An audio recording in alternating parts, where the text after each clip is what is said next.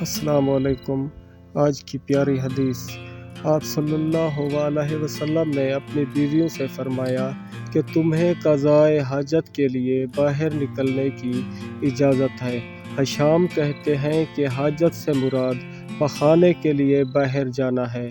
صحیح بخاری حدیث نمبر 147۔